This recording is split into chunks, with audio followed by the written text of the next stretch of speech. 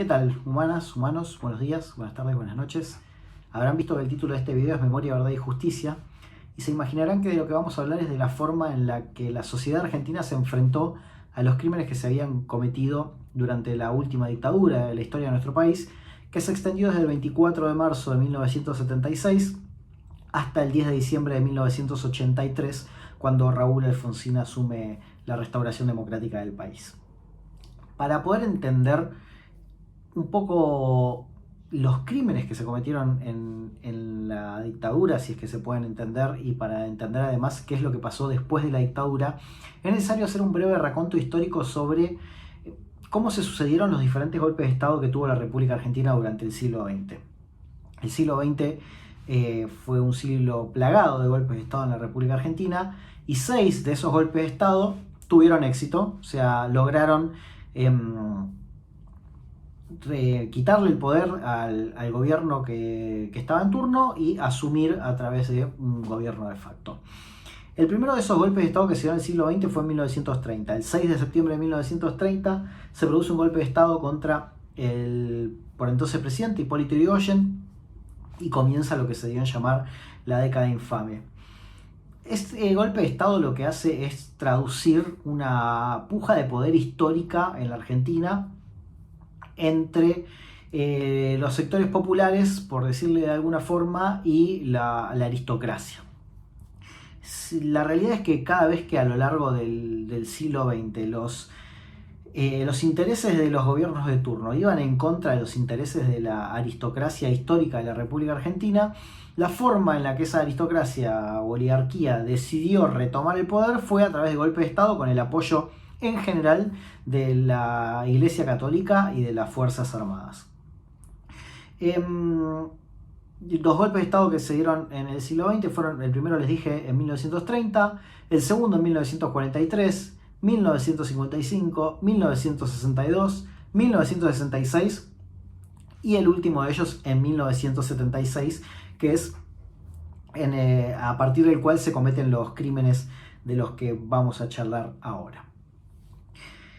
A mí me interesa tomar uno de estos golpes de Estado para empezar a entender cómo eran los hechos, cómo era el contexto social e histórico en 1976.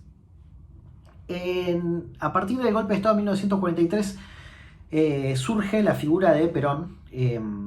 Perón, que primero fue ministro de Trabajo, después se postuló para ser presidente de la Nación, logró ser presidente de la Nación y en 1955 es derrocado por un golpe de Estado encabezado por las fuerzas navales, por las Fuerzas Armadas, en particular por la Marina. De hecho, fue en el año 1955 que se produce como un primer intento de toma del poder el bombardeo de los aviones de la Marina sobre la Plaza de Mayo, con mucha cantidad de muertos civiles. Es un momento en que las tropas argentinas abren fuego contra propios ciudadanos argentinos, y después de unos meses logran derrocar al gobierno de Perón y asumen el gobierno. A través de lo que se denominaron a sí mismos la Revolución Libertadora. Esta Revolución Libertadora adoptó varias medidas. Ya habíamos hablado en una parte en videos anteriores que se encarga de derogar la Constitución de 1949, la Constitución que habíamos catalogado como la Constitución Social, y empieza a marcar el futuro de la historia argentina en una división social que voy a simplificar en una estructura binaria de peronismo y antiperonismo. De hecho, la raíz de este golpe de Estado es el antiperonismo, que se traduce en una medida que fue la proscripción del peronismo. Sí, hasta incluso se prohibió mencionar el apellido Perón, se prohibió mencionar a Evita, Eva Duarte. Hubo toda una especie de estructura creada para intentar desterrar el peronismo de la República Argentina, acompañada de la proscripción del Partido Justicialista, que era la imposibilidad de que este partido se presente a elecciones. Claramente esto no podía terminar bien. Cada vez que algo se prohíbe, lo que se termina logrando es potenciar los efectos de lo que intenta prohibirse, y eso ocurrió en la República Argentina. La década del 70 particularmente encuentra al país dividido entre sectores populares, algunos de ellos armados, y la aristocracia de siempre con golpes de Estado metidos por el medio, con la particularidad de que en Latinoamérica se empiezan a gestar movimientos de izquierda identificados con el socialismo, sobre todo a partir del triunfo de la Revolución Cubana, que lo que intentan es tomar el poder e instaurar gobiernos con una orientación socialista, comunista, de izquierda, por entrar en otra clasificación binaria, a través del uso de la fuerza y de la creación de guerrillas. Bien, la proscripción al peronismo se termina levantando en el año 73, que hay elecciones presidenciales. Como era de esperar, un partido que estuvo casi 20 años proscripto gana las elecciones a través de su candidato, que era Cámpora. Cámpora lo que garantiza es el regreso de Perón, que estaba exiliado desde aquel golpe de Estado del 55. El tema es que durante el gobierno de Perón, que termina asumiendo después nuevamente la presidencia, ya se empiezan a notar divisiones de facciones dentro del peronismo, entre izquierda y derecha. Ya había grupos armados de izquierda no peronista, el Ejército Revolucionario del Pueblo, por ejemplo. Al año siguiente Perón muere y asume la presidencia Estela Martínez, que era vicepresidenta, pero además había sido su esposa. Durante el gobierno de Estela Martínez se emite el decreto que ordena la lucha contra la subversión comunista. Se crea la AAA, la Alianza Anticomunista Argentina, y empieza una violencia del Estado hacia estas agrupaciones armadas, en un contexto de, además, inestabilidad económica, crisis económica del país, crisis social, crisis política y enfrentamientos armados entre grupos populares armados y las fuerzas de seguridad del Estado y esta fuerza parapolicial, paramilitar, que era la AAA. En ese contexto, las Fuerzas Armadas toman el poder el 24 de marzo de 1976, hacen renunciar a Estela Martínez y se profundiza ese plan de exterminio de lo que ellos llamaban la subversión, con la idea de restaurar los valores cristianos históricos de la República Argentina.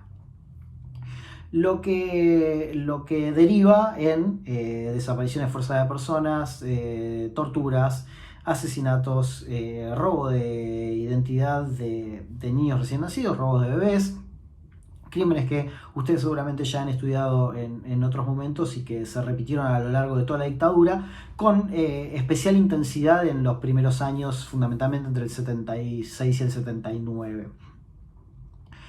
Lo cierto es que la dictadura se prolongó, como había dicho, hasta el año 1983. Fines del 83, Raúl Alfonsín asumió la presidencia el 10 de diciembre.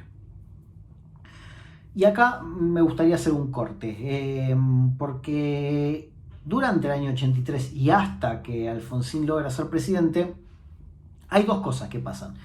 Lo primero que pasa es que los militares eran plenamente conscientes de los crímenes que habían cometido, que para ellos no eran crímenes sino excesos, y también sabían que las organizaciones armadas no estatales, SERP, FAP, FARC, Montoneros, habían cometido crímenes. Entonces, en una especie de autoamnistía, lo que hacen es emitir un decreto que se perdonaba a sí mismos sobre los excesos que ellos llamaban, que en realidad son crímenes de lesa humanidad o genocidio, que ellos habían cometido durante el ejercicio del gobierno, ¿no?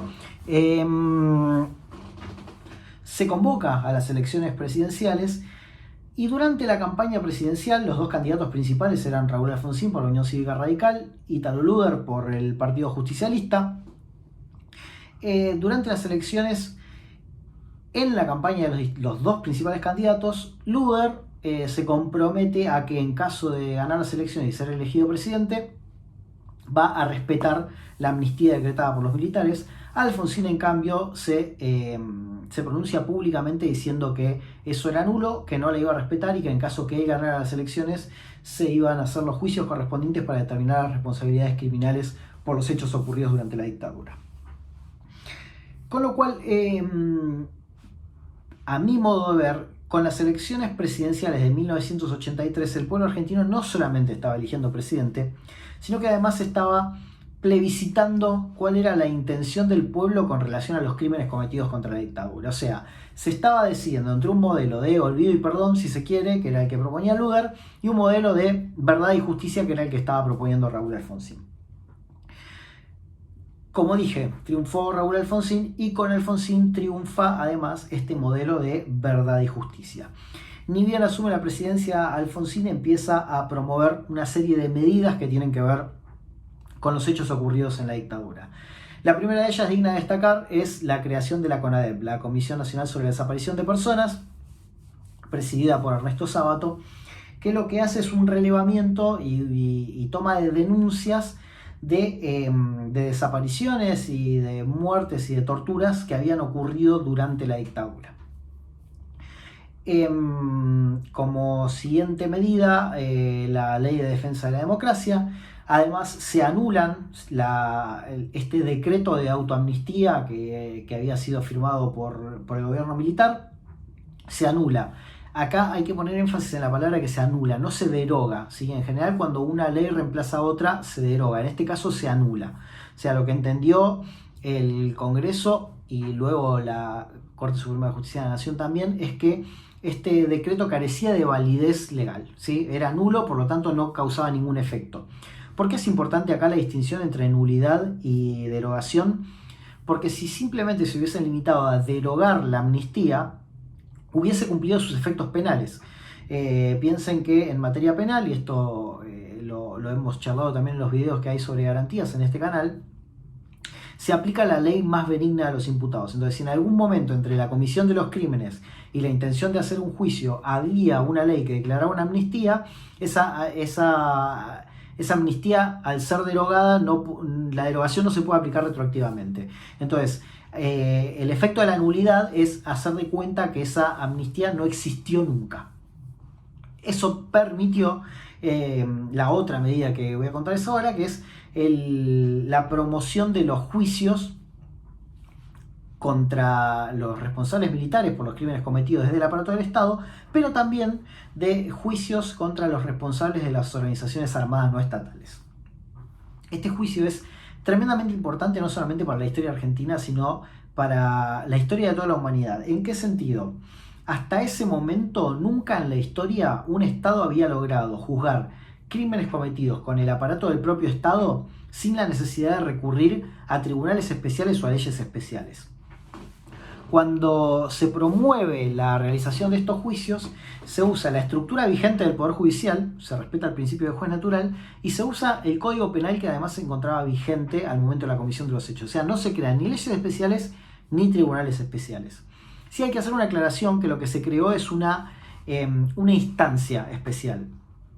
El tratamiento original de estos crímenes estaba en cabeza de la justicia castrense, la justicia militar. Lo que promovió el gobierno de Alfonsín fue que en el caso de que después de determinado tiempo la justicia militar no se hiciera cargo de llevar adelante los juicios que tenía que hacer, la justicia federal podía intervenir en esos casos, ¿sí? O sea,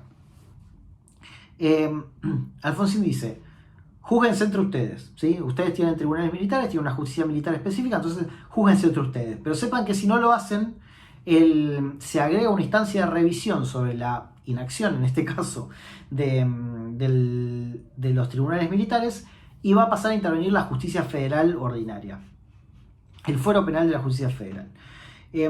Obviamente, como era de esperar, los tribunales militares no accionan contra sus propios... contra otros miembros de la fuerza que fueron quienes llevaron adelante los crímenes, de modo tal que los procesos terminan siendo absorbidos por la justicia federal y se termina llevando a cabo el famoso juicio a las juntas, ¿sí?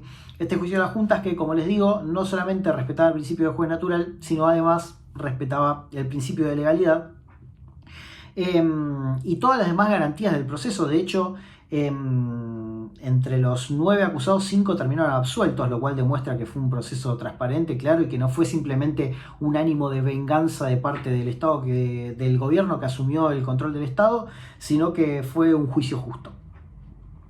Luego además se llevaron a cabo juicios contra los responsables de las agrupaciones armadas no estatales o grupos armados populares, guerrillas, pónganle el nombre que quieran.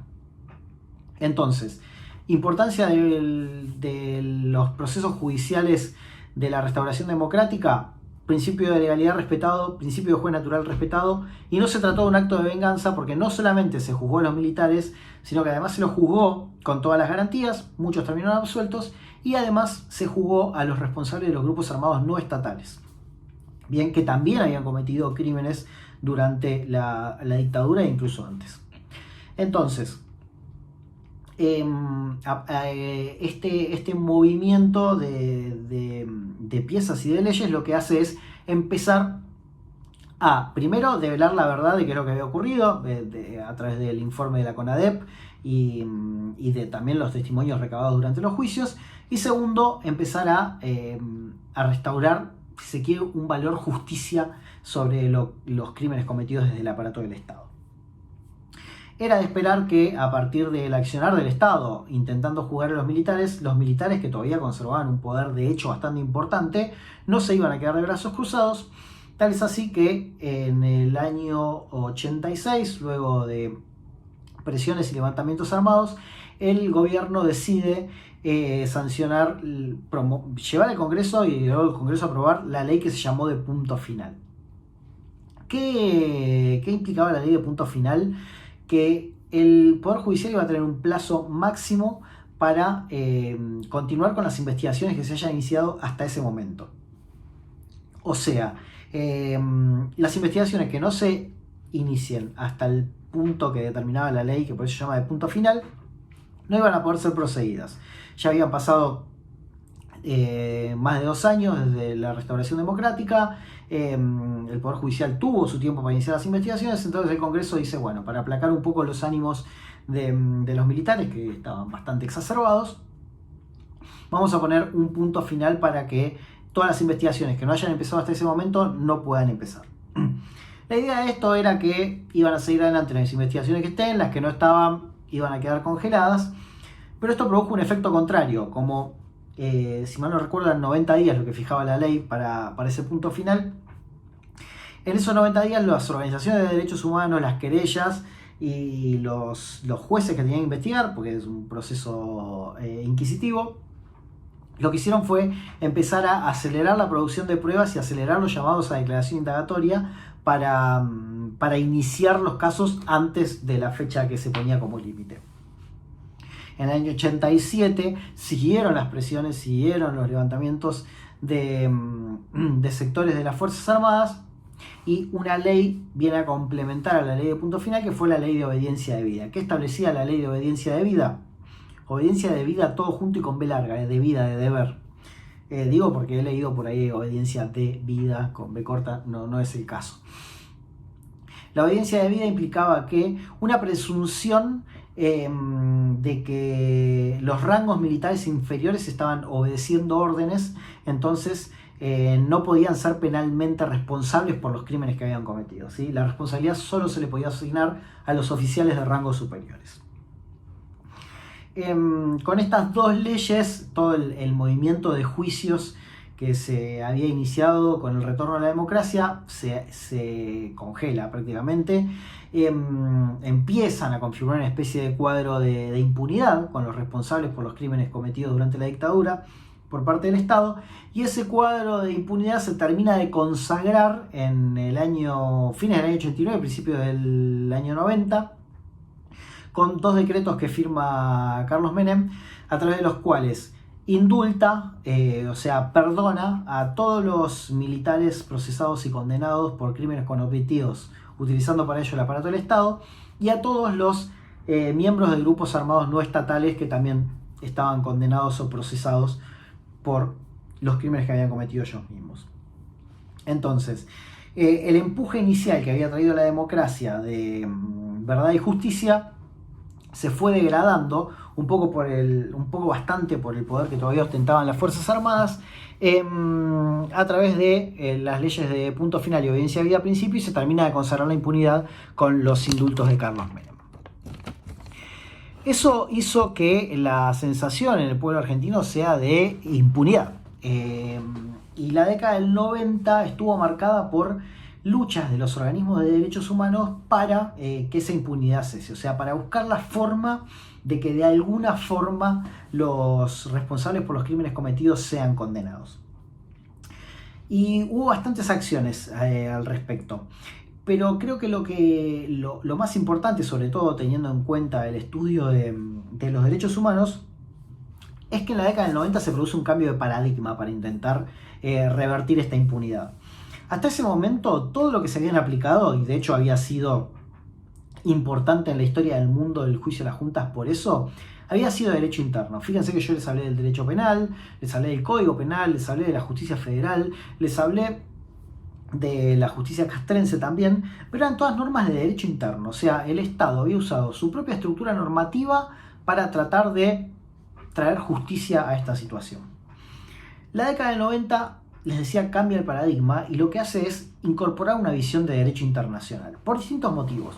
Primero, por la actuación que venían teniendo la Comisión y la Corte Interamericana de Derechos Humanos en materia del rechazo a las leyes de impunidad, a los indultos, cuando desde el Estado se habían cometido crímenes de lesa humanidad. Entendía que no eran, tanto la Comisión como la Corte habían sostenido que las leyes de impunidad, los indultos, las amnistías no eran precedentes frente a crímenes de lesa humanidad, frente a crímenes cometidos en forma masiva por el aparato del Estado.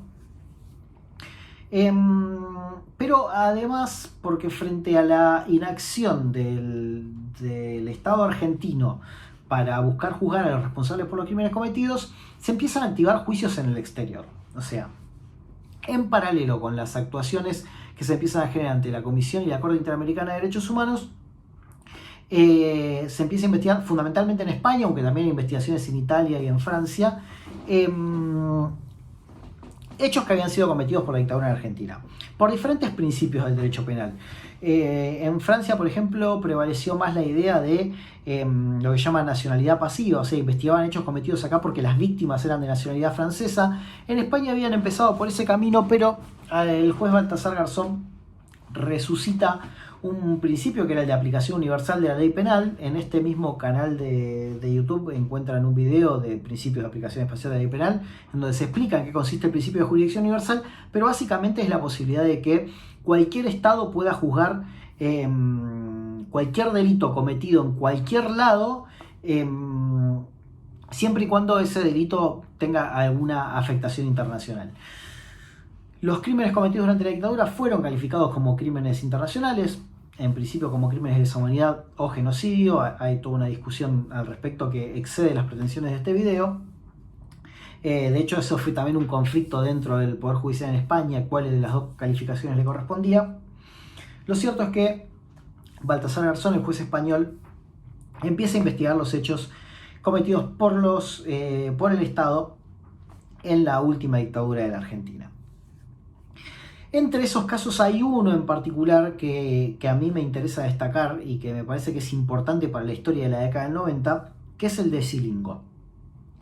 Silingo era un oficial de la Marina que había participado de los vuelos de la muerte en la ESMA. Y esto lo había contado en una entrevista que le dio a Horacio Berbisky, casualmente o no, ex montonero, en el año 95.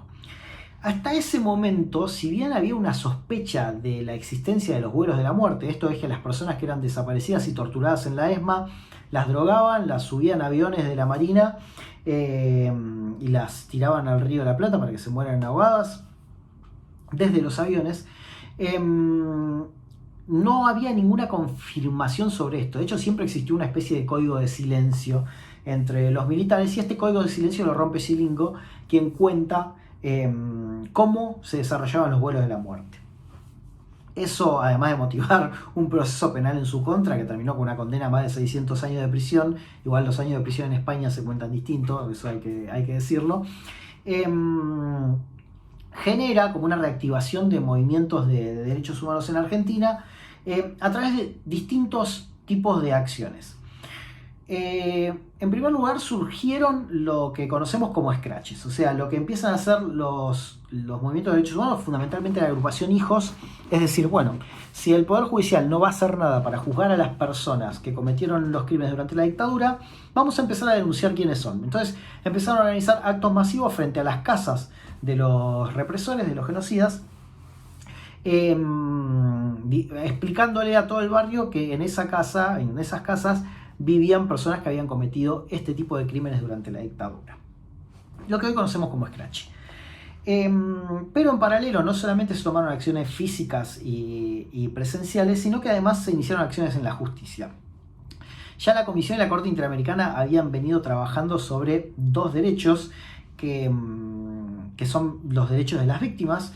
Esto lo había mencionado también en el video de este canal sobre derechos de las víctimas, garantías de las víctimas en realidad, que son el derecho de acceso a la justicia y el derecho a la verdad. Y sobre la base de este derecho a la verdad hay un caso que termina llegando ante la Comisión Interamericana, que es el caso Aguiar de la Pacó, en el que la señora Aguiar de la Pacó empieza a reclamar al Estado argentino conocer el paradero de su hijo que había sido desaparecido durante la dictadura. Cuando el caso llega a la Comisión Interamericana, el Estado argentino llega a un acuerdo con la Comisión y eso habilita lo que después se llamó los juicios de la verdad. Los juicios de la verdad consistían en que el Poder Judicial llevó adelante juicios con testigos, fiscal y jueces, juicios que no iban a terminar una condena, porque hasta ese momento estaban vigentes las leyes de audiencia de vida y punto final, y además los indultos, pero juicios que iban a permitir descubrir la verdad de lo que había pasado, ¿sí? O sea, las familias concurrían al Poder Judicial e iniciaban demandas para que el Poder Judicial dé una respuesta sobre qué era lo que había pasado en esos hechos concretos. Más allá de que no podían condenar a nadie, se establecía cuál era la verdad de los hechos. Estos juicios sirvieron de puntapié inicial para que ya entrados en el siglo XXI, a partir del año 2002, empiece a haber una intención de revisar esta idea de la impunidad. De hecho, en el año 2002, en agosto, se sanciona como feriado nacional el 24 de marzo, el Día de la Memoria por la Verdad y la Justicia, en conmemoración a las víctimas de la represión y de los crímenes cometidos con el aparato del Estado durante la dictadura. En el año 2003, el Congreso decreta la nulidad de las leyes de audiencia de vida y punto final y de indulto, y nótese acá que vuelvo a usar la palabra nulidad. No se derogan las leyes, sino que se declaran nulas. ¿Nulas por qué? Porque resultaban contrarias al derecho internacional, que es un poco la jurisprudencia que venía trabajando la Comisión y la Corte Interamericana de Derechos Humanos. La lógica es, si Argentina no permite que se hagan los juicios para esclarecer los hechos y determinar los culpables, va a tener responsabilidad internacional y se va a tener que hacer cargo frente a la comunidad internacional por esa inacción. Entonces, se anulan esas leyes que eran las que lo impedían y se habilita la realización de los juicios. En el año 2003, además, Argentina le da rango constitucional a la Convención sobre la Imprescriptibilidad de los Crímenes de Guerra y los Crímenes de Lesa Humanidad, que lo que hace básicamente es impedir que prescriban las acciones penales derivadas de los crímenes cometidos, en este caso solo desde el aparato del Estado, porque después por distintas circunstancias los hechos cometidos por las organizaciones armadas no estatales sí terminaron prescribiendo, básicamente porque no podían ser calificados como crímenes de lesa humanidad, porque en el momento de la comisión de los hechos, para tener esa calificación tenían que ser cometidos desde y con el aparato del Estado. Y esta intención de acabar con la impunidad se termina certificando o ratificando en los años 2004 y 2005 con dos fallos de la Corte Suprema de Justicia de la Nación, que son el fallo Arancibia Clavel y el fallo Simón, que lo que dicen es efectivamente que las leyes de obediencia de vida, punto final, y los indultos son nulos, efectivamente que las acciones penales por los crímenes cometidos con el aparato del Estado no prescribieron, porque los crímenes deben ser calificados como constitutivos de delitos de lesa humanidad. Entonces, desde el año 2005 para acá se siguen desarrollando muchos juicios que lo que hacen es poner en evidencia la verdad de los hechos ocurridos durante la dictadura y además condenar a los responsables. De esta forma, entonces, en este poquito más de media hora, lo que intenté hacer es mostrarles cuál ha sido el recorrido del Estado argentino y de la sociedad argentina para enfrentarnos, para juzgar, en definitiva, los crímenes cometidos durante la última dictadura que se extendió del 76 al 83. Lo que me parece importante destacar, que lo dije, pero creo que es un punto que merece especial atención, es justamente este cambio de paradigma que se dio entre las acciones iniciales del Estado pretendiendo que la justicia llegue a través del uso de la normativa interna del Estado argentino y lo que ocurre en la actualidad a partir de la década del 90, pero fundamentalmente a partir de los fallos de la Corte del año 2004-2005, que es el recurso al derecho internacional. El derecho internacional, ¿por qué? Por el peso que tiene la jurisprudencia interamericana dentro del bloque de constitucionalidad, por el peso que tiene la Convención sobre Imprescriptibilidad de los Crímenes de Guerra y de Lesa Humanidad al tener jerarquía constitucional, por la responsabilidad internacional del Estado en el caso de no juzgar y además porque los hechos fueron calificados de acuerdo con el derecho penal internacional como crímenes de lesa humanidad, más allá de que ya hay muchas sentencias que lo califican como genocidio. Eso justifica una discusión aparte en la que por ahora no me voy a meter para no complicarles más la vida. Pero con eso entonces quedaría bastante abarcado lo que ha ocurrido a grandes rasgos en materia de memoria, verdad y justicia en la República Argentina. Muchas gracias por su atención y será hasta el próximo video.